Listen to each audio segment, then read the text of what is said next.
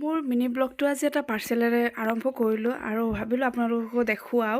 এযোৰ kurti set order কৰিছিলোঁ আৰু খুলি চালোঁ, ইমান বেছি বেয়া লাগিছে। লগে লগে মই ৰিটাৰ্ণ মাৰিলোঁ। 1 ছেকেণ্ড ৰখিব পৰা নাই, কাৰণ ইমান বেছি অপচন্দ হৈছে। যেতিয়া এনেকৈ অপচন্দ হয় তেতিয়া যে ইমান বেয়া লাগে। বাৰু ভাল লাগক বেয়া লাগক, খোৱাটো যিহেতু খাবই লাগিব, সেয়েহে বনাব ল'লোঁ মাছ। আৰু এইখিনি বনাইছোঁ মাছৰ মাথা, আৰু এতিয়া বনাম মই বেহৰেৰে মাছ। বেহৰেৰে মাছ খাই কোনে কোনে ভাল পায় জনাবচোন বাৰু এবাৰ কমেণ্ট কৰি, কাৰণ জানিলে মোৰো ভাল লাগিব। কিন্তু বেহৰেৰে মাছ বনাই খাই বহুত বেছি ভাল লাগে, নহয়নে বাৰু?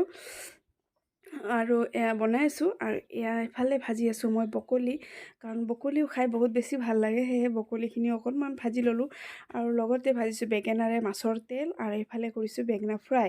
মাছৰ তেল কোনে কোনে খাই ভাল পায় সেইটোও জনাবচোন বাৰু। আৰু এইফালে দুইজনীকে ভাত খুৱাব লৈছোঁ, আৰু দুইজনীকে ভাত খুৱাব লোৱাটো যে কিমান কষ্টকৰ সেইটো আপোনালোকক মই আগৰ ভিডিঅ'ত জনাইছোঁৱেই। যিয়ে নহওক বাৰু, আজিলৈ বাই বাই সকলোকে।